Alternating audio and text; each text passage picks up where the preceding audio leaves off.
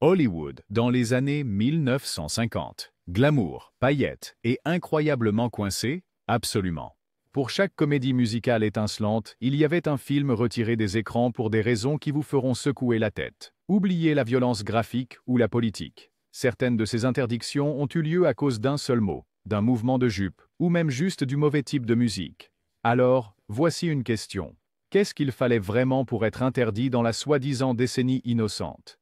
Restez dans les parages, car vous ne croirez pas à quel point cela devient bizarre. The Moon is Blue, 1953. Commençons par une comédie qui a transformé les gardiens de la morale d'Hollywood en sprinteurs agrippant leurs perles. The Moon is Blue.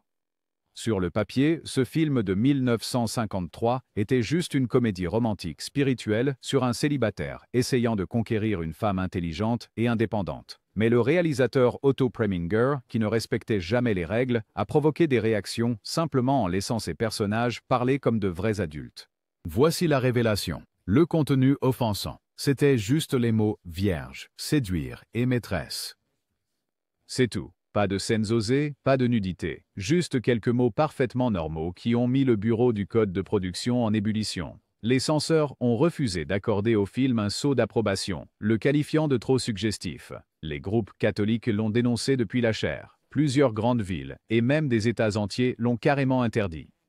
Est-ce que cette panique morale a tué le film? Pas du tout. The Moon is Blue a surfé sur le scandale jusqu'à la gloire au box-office, avec des spectateurs faisant la queue juste pour voir de quoi il s'agissait. Cela est devenu un moment décisif pour la liberté d'expression dans le cinéma, fissurant l'armure du célèbre code Hays et exposant les doubles standards ridicules que Hollywood avait contournés pendant des décennies. Voici la chute. Tout ce chaos à cause d'un langage qui ne ferait pas sourciller à la télévision aujourd'hui.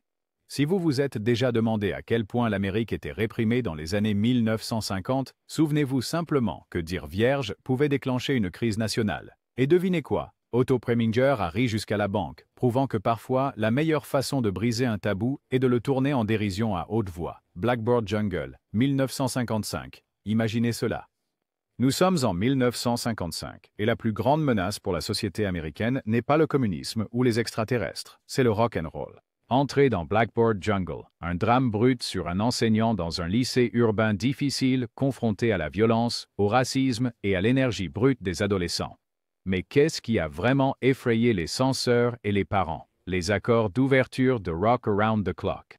Oui, l'hymne désormais légendaire de Bill Haley a été joué pendant le générique et a rendu les conseils scolaires hystériques. Des villes d'Atlanta à Memphis ont interdit le film, terrifiés qu'il incite à la délinquance juvénile. Au Royaume-Uni, les projections étaient parfois interrompues parce que les adolescents commençaient à danser dans les allées et, horreur, à former des fêtes rock'n'roll spontanées. Même certaines écoles américaines ont posté des gardes pour empêcher les élèves de se faufiler dans le cinéma. La presse a blâmé le film pour chaque bagarre et vitre cassée, comme si montrer une salle de classe réaliste pouvait transformer magiquement des élèves modèles en voyous. Mais voici ce qui rend l'interdiction particulièrement étrange.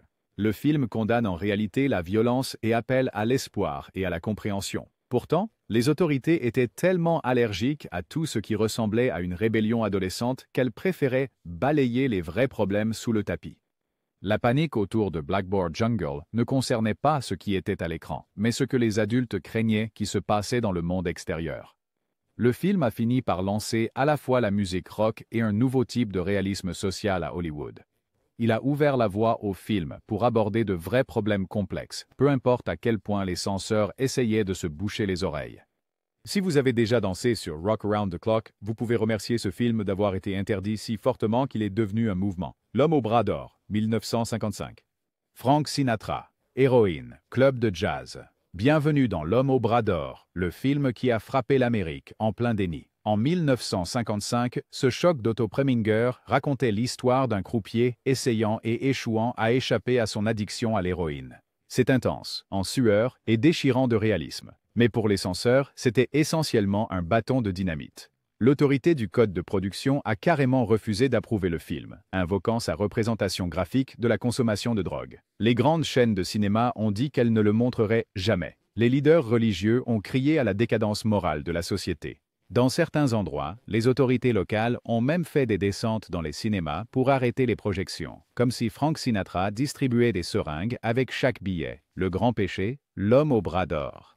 Le mal a osé montrer la dépendance comme une maladie, pas seulement comme un échec moral. Une idée radicale dans les années 50. Mais devinez ce qui s'est passé. L'indignation l'a rendu encore plus populaire. Les files d'attente serpentaient autour des pâtés de maison. La performance brute et vulnérable de Sinatra a remporté les éloges de la critique. Et le film a forcé l'industrie à affronter des problèmes réels. Fini de se cacher derrière des contes de fées et des fins heureuses. Le pari d'Otto Preminger a payé, brisant le pouvoir du code de production et ouvrant la voie au film pour aborder le côté sombre de la vie. Alors, la prochaine fois que vous entendez parler d'un film trop réaliste pour Hollywood, souvenez-vous que dans les années 50, montrer quelqu'un en manque suffisait pour être banni et immortalisé. Et Sinatra, il est passé de crooner à acteur de poids, prouvant qu'il n'y a rien de plus dangereux ou captivant que la vérité. Baby Doll, 1956. Si vous voulez voir la machine de censure américaine atteindre son point de rupture, ne cherchez pas plus loin que Baby Doll. Quand Elia Kazan a porté à l'écran l'histoire sulfureuse de Tennessee Williams, le résultat a été un tollé dont la plupart des studios de cinéma ne rêvent que s'ils recherchent le chaos. Ce film met en scène Carol Baker dans le rôle d'une jeune mariée vivant dans un manoir en ruine, prise entre son mari amer et un rival propriétaire d'une égreneuse de coton. Mais voici la partie surprenante. Rien ne se passe à l'écran que vous ne verriez pas lors d'un pique-nique dans le jardin. Tout est dans l'implication, la tension et les regards qui en disent plus que n'importe quel dialogue. Qu'est-ce qui a plongé le pays dans la tourmente? Ce n'était pas du contenu graphique ou quelque chose d'explicite. C'était l'ambiance, la suggestion et le pouvoir de ce qui est laissé sous-entendu. La Légion catholique de la décence l'a déclaré complètement interdit, et leur condamnation a suffi à déclencher des manifestations devant les cinémas, des lettres au rédacteur en chef et une avalanche de presse négative. Les villes du Sud l'ont carrément interdit, et même à New York, le film était traité comme de la contrebande. Mais la controverse est un aimant pour les curieux. Les gens faisaient la queue pour voir le film dont tout le monde les avait mis en garde, et Baby Doll est devenu un succès fulgurant. Il a obtenu 4 nominations aux Oscars et a propulsé Carol Baker sur le devant de la scène en tant que reine du drame interdit. Le film a prouvé qu'il n'est pas nécessaire de tout montrer pour choquer un public. Il suffit de laisser leur imagination s'emballer. En fin de compte, ce qui a fait interdire Baby Doll, ce n'est pas ce qu'il montrait à l'écran, mais la façon dont il osait pousser l'Amérique à admettre ce qui mijotait déjà sous la surface. La fureur de vivre, 1955. La vue de James Dean dans cette veste cramoisie regardant les lumières de la ville est une pure iconographie hollywoodienne. Mais en 1955, La fureur de vivre n'était pas juste un film, c'était un séisme culturel. Les adultes responsables voyaient le film comme un manuel d'instruction pour les ennuis. Couteau à cran d'arrêt, course de voiture et adolescents défiant toutes les figures d'autorité dans leur vie. Ce qui était censé être une fenêtre sur les cœurs et les luttes de la jeunesse américaine était vu comme une étincelle pouvant enflammer une poudrière. Les villes à travers les États-Unis et au-delà n'ont pas seulement désapprouvé Rebel Without a Cause, elles l'ont retiré des écrans. Dans des endroits comme la Nouvelle-Zélande, il a été interdit par crainte qu'il ne corrompe toute une génération. Même au Royaume-Uni, les censeurs ont retardé sa sortie et ont coupé des parties de l'histoire. Et lorsque des bagarres réelles éclataient dans les halls des cinémas, cela donnait aux autorités toute la justification nécessaire pour garder le film hors de portée. Voici le véritable retournement de situation. L'histoire du film parle de la quête d'acceptation, de guidance, de sens. Ce n'est guère un appel au chaos. Mais lorsque vous interdisez un film et le qualifiez de dangereux, vous garantissez que chaque jeune voudra le voir. C'est exactement ce qui s'est passé. Le film est devenu une légende, et le rebelle incompris de James Dean est devenu un symbole pour chaque adolescent qui se sentait seul. La fureur de vivre n'a pas inventé la rébellion juvénile, mais elle a prouvé qu'on ne peut pas enfermer une histoire puissante, peu importe à quel point on essaie. The Wild One, 1953. Avant que Marlon Brando ne devienne une légende d'Hollywood, il était l'outsider vêtu de cuir traversant les petites villes à moto dans The Wild One. Quand Johnny de Brando et son gang de motards envahissent une communauté tranquille, ils ne soulèvent pas seulement de la poussière, ils ébranlent toute la culture jusqu'à son cœur. Ce n'est pas l'action du film, mais son attitude qui a poussé les autorités de l'autre côté de l'Atlantique et chez nous à appuyer sur le bouton de panique. Au Royaume-Uni, The Wild One a été interdit pendant plus d'une décennie. Et de nombreuses villes américaines ont suivi le mouvement. Pourquoi? Pas parce qu'il montrait le chaos, mais parce qu'il rendait le fait d'être un marginal cool. La crainte était que les adolescents abandonnent leurs chemises boutonnées pour du cuir noir et échangent le bal du lycée pour la route ouverte. Les responsables ont affirmé que le film encouragerait les gangs et causerait des problèmes bien au-delà de l'écran. Mais que se passe-t-il vraiment ici? The Wild One parle de se sentir perdu, de la recherche d'identité et du besoin d'appartenance. La réplique désormais légendaire de Brando « Contre quoi te rebelles-tu? Qu'est-ce que tu as ?» est devenue le slogan d'une génération qui voulait quelque chose de plus. L'interdiction n'a pas arrêté son influence. Elle n'a fait que renforcer le mythe. À ce jour, chaque histoire sur les marginaux et les exclus doit un peu à The Wild One. Parfois, la chose la plus rebelle qu'un film puisse faire est simplement de montrer quelqu'un cherchant sa place dans le monde. Peyton Place, 1957. Si vous pensez que les films classiques évitaient les problèmes de la vie réelle, Peyton Place est prêt à vous remettre les idées en place.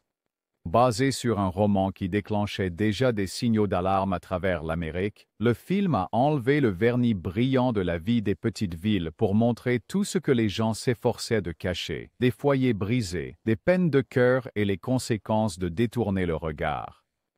L'histoire a été un choc pour le système dans une décennie qui voulait croire que tout allait bien. Boston et plusieurs communautés du Sud ont refusé de projeter Peyton Place, tandis que d'autres ont exigé que des scènes soient coupées. Le Canada a même rejoint la répression, interdisant le film dans plusieurs provinces. Pourquoi tout ce remue-ménage? Le film dépeignait des familles brisées, l'innocence perdue et le genre de tragédie que les journaux n'osaient jamais imprimer. Même si le film adoucissait les moments les plus crus du roman, il a tout de même ébranlé les autorités. Les spectateurs, cependant, étaient captivés. Ils affluèrent pour voir le film dont leurs voisins murmuraient, et Peyton Place devint l'un des plus grands succès de son année. Avec 9 nominations aux Oscars, il a ouvert la voie à de futurs films et émissions de télévision pour aller plus loin et devenir plus réaliste. Ce qui l'a vraiment fait interdire, ce n'était pas ce qui se passait à l'écran, mais l'idée qu'aucune communauté n'est aussi irréprochable qu'elle le prétend. Parfois, la vérité est la chose la plus dangereuse que l'on puisse montrer. Picnic, 1955. Picnic est une vision ensoleillée de la vie dans une petite ville, avec des défilés, des nappes à carreaux et cette ambiance de romance typiquement américaine. Mais sous la surface, ce film bouillonne d'une énergie que les censeurs ont trouvée un peu trop honnête. La scène qui a provoqué le plus grand tollé, une danse au bord du lac où William Holden et Kim Novak créent une ambiance pleine de tension et de désir, sans qu'un mot ne soit nécessaire. Les communautés du Sud et les groupes religieux ont réagi rapidement, déclarant la danse inappropriée et se plaignant que le film encourageait des sentiments que la société polie s'efforçait de cacher. Dans certains endroits, les censeurs ont exigé des coupures, et dans d'autres, le film n'a même jamais atteint le cinéma. Les gros titres mettaient en garde contre un film qui éroderait la morale publique, et les parents étaient priés de tenir leurs enfants à l'écart. Mais on ne peut pas contenir la curiosité longtemps. Les cinéphiles sont venus en masse, impatients de voir ce qui était si dangereux.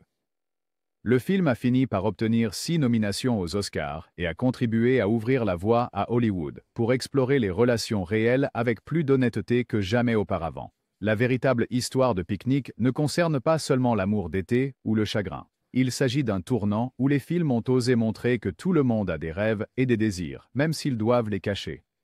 En fin de compte, c'est ce qui a rendu impossible de l'interdire des cœurs des gens. Tea and Sympathy, 1956. Hollywood, dans les années 1950, était un endroit où un murmure pouvait ébranler les murs. Tea and Sympathy en est un parfait exemple.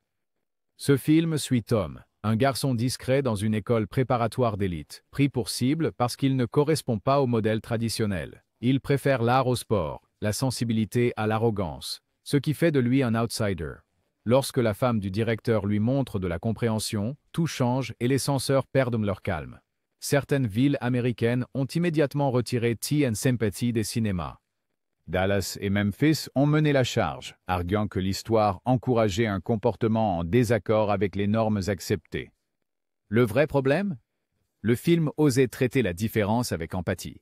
Ce n'était pas seulement l'intrigue qui inquiétait les autorités. C'était l'idée que la gentillesse envers quelqu'un perçu comme différent pouvait être dangereuse. Cela suffisait à déclencher des signaux d'alarme, surtout dans une décennie obsédée par la conformité. Pourtant, pour chaque communauté qui a interdit le film, des dizaines d'autres ont rempli leur siège. Les spectateurs ont vu une histoire qui reflétait les luttes silencieuses se déroulant dans de vraies maisons et écoles.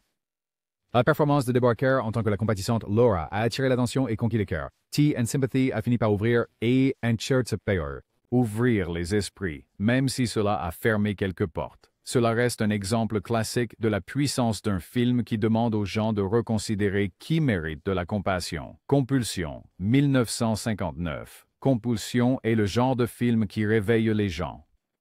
Inspiré par l'affaire réelle de Léopold et Loeb, il plonge dans l'histoire de deux jeunes hommes privilégiés qui commettent un crime choquant simplement pour prouver qu'ils peuvent s'en tirer. Cela seul suffisait à ébranler les censeurs. Ajoutez à cela une défense juridique qui demande au public de réfléchir aux questions de justice et de clémence, et vous avez une recette pour une interdiction. Certaines villes américaines et régions britanniques ont refusé de projeter Compulsion. Ils l'ont qualifié de trop perturbant, trop brut, trop disposé à explorer les recoins les plus sombres de l'esprit humain. L'idée de jeunes commettant des actes terribles, non par désespoir, mais par froide curiosité, était plus que ce que les censeurs pouvaient supporter. Beaucoup d'autorités craignaient que le film puisse inspirer d'autres personnes ou simplement semer des idées indésirables. La vérité, cependant, est que Compulsion pose des questions difficiles sur la responsabilité, la conscience, et si quelqu'un est mauvais. Orson Welles, en tant qu'avocat de la défense, prononce un discours de clôture qui reste longtemps après le générique. Au lieu de susciter des imitateurs, le film a poussé les spectateurs à réfléchir davantage sur le crime et la punition. Parfois, les histoires les plus difficiles sont celles qui doivent être racontées, et c'est exactement pourquoi celle-ci a rencontré tant de résistance. Kiss Me Deadly, 1955. Kiss Me Deadly prend l'histoire classique de détective et la retourne complètement. Mike Hammer, joué par Ralph Meeker, est un détective privé avec un côté cruel, poursuivant une boîte mystérieuse dans un monde où la confiance est toujours la première victime. Le film est implacable, sombre et bien plus brutal que la plupart de son époque. Cela seul suffisait à inquiéter les censeurs. Les groupes religieux et les leaders communautaires étaient encore plus alarmés par son message sombre et sans concession. Le film a été interdit dans plusieurs villes des États-Unis, et les conseils communautaires ont exigé des coupes avant d'autoriser les projections. Les critiques ont accusé Kiss Me Deadly de glorifier la cruauté et de montrer un monde sans héros, seulement des survivants. La scène finale infâme, avec ses images explosives surréalistes, n'a fait qu'ajouter à la controverse. Les autorités n'étaient pas prêtes pour une histoire qui rendait les gentils presque aussi imparfaits que les méchants. Ironiquement, c'est exactement ce qui a fait de Kiss Me Deadly un classique. Il a capturé une ambiance de suspicion et de peur qui se cachait juste sous la surface dans les années 1950. L'interdiction du film n'a pas pu arrêter son influence. Les thrillers modernes empruntent encore son rythme et son attitude. Parfois, les histoires les plus dures sont celles qui nous marquent le plus longtemps, même lorsque d'autres essaient de les cacher. Storm Center, 1956. S'il y a un film qui montre à quel point la peur rouge a saisi l'Amérique, c'est Storm Center. Bette Davis joue le rôle d'une bibliothécaire qui refuse de retirer un livre controversé des étagères de sa bibliothèque.